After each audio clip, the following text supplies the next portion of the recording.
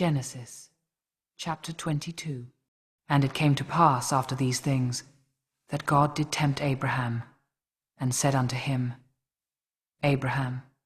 And he said, Behold, here I am. And he said, Take now thy son, thine only son Isaac, whom thou lovest, and get thee into the land of Moriah, and offer him there for a burnt offering upon one of the mountains which I will tell thee of.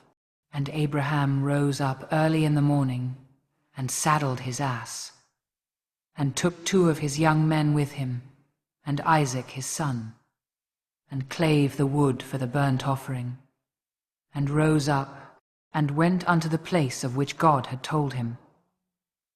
Then on the 3rd day Abraham lifted up his eyes, and saw the place afar off.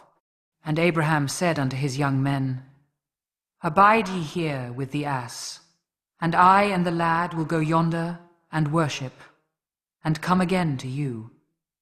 And Abraham took the wood of the burnt offering, and laid it upon Isaac his son, and he took the fire in his hand, and a knife, and they went both of them together.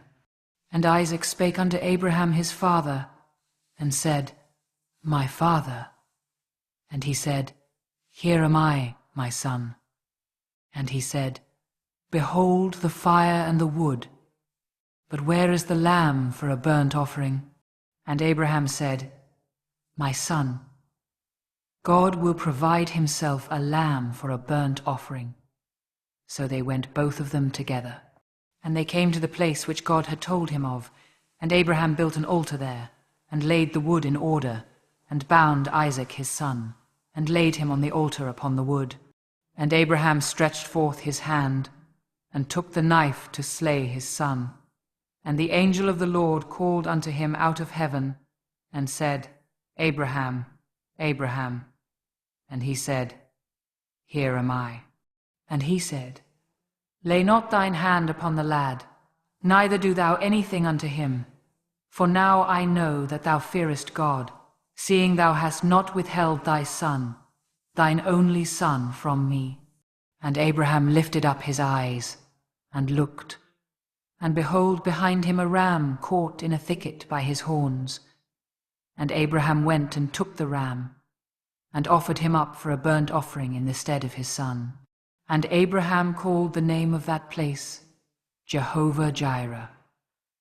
As it is said to this day, In the mount of the Lord it shall be seen.